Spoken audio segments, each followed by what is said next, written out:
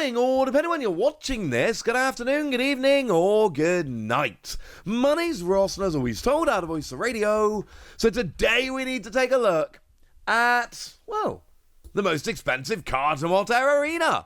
The set is now out in Japan, which means we have prices of these big cards, which means we can have a look at a top 10 list, and a very interesting top 10 list it is as well. Although it is also worth pointing out that generally speaking, it's a pretty clear top 10. This is actually a pretty nice, easy top 10 where number 11 is a little bit below the rest, which makes my life a little bit easier.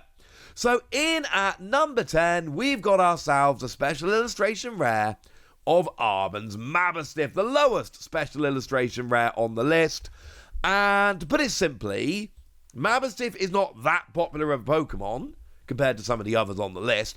Oh, I should say this one comes in at 3,000 yen, which is pretty much 20 bucks. Pretty darn close to 20 bucks.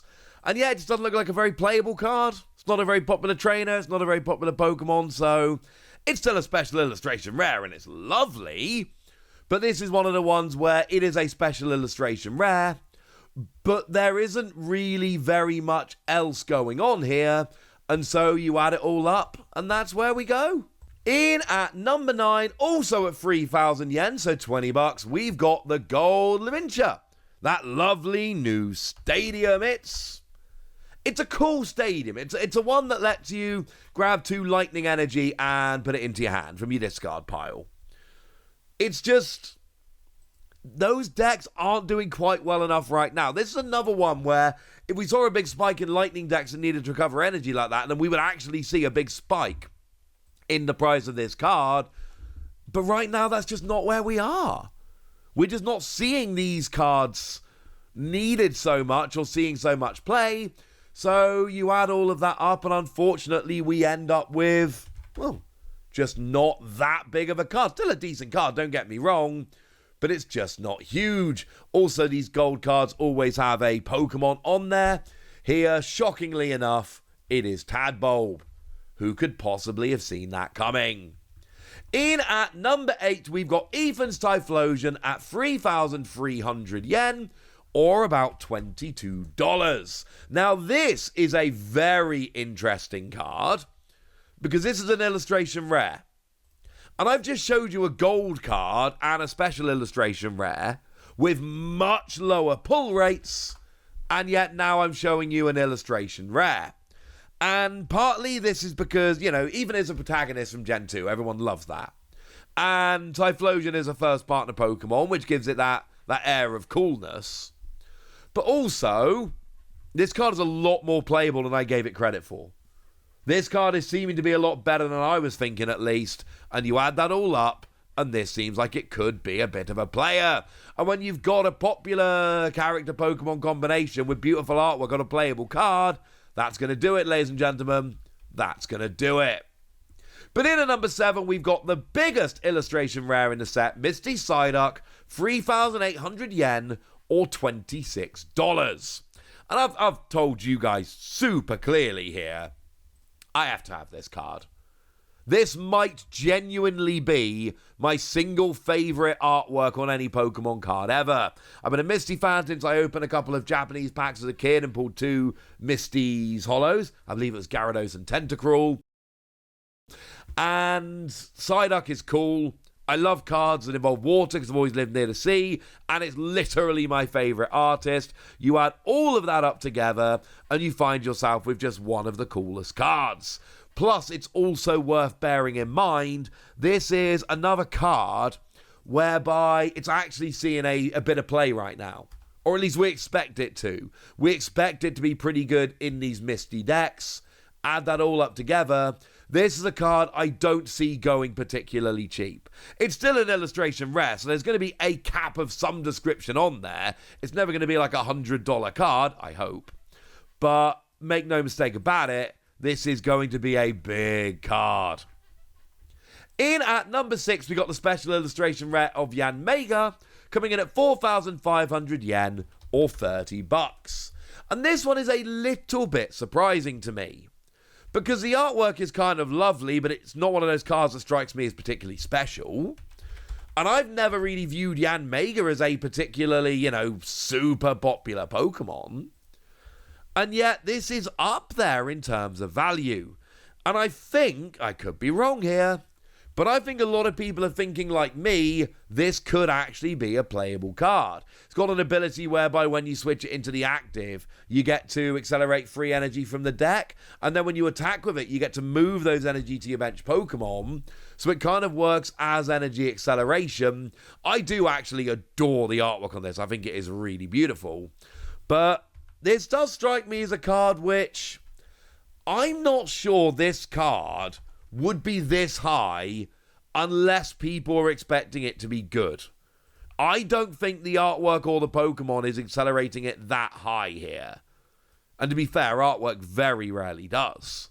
So I'm just saying, keep an eye on Yanmega. In at number 5, we've got the Gold Ethan's Ho-Oh at 7,500 yen or $50. This one, yeah. I mean, firstly, the gold cards in these new Trainers Pokemon sets are absolutely phenomenal. So much better than the old gold cards. And it's Ethan, who I mentioned before, Gen 2 protagonist and all of that. And it's Ho-Oh. And everybody loves Ho-Oh.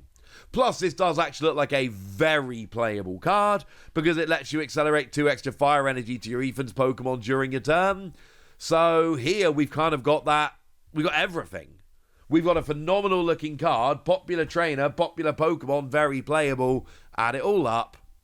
And it's not quite as high as number 4, Cynthia's Garchomp in gold at 8,000 yen or $54. Everything I just said about Ethan's Ho-Oh applies to Cynthia's Garchomp, but more. I think Cynthia is more popular than Ethan. I think Garchomp is more popular than Ho-Oh.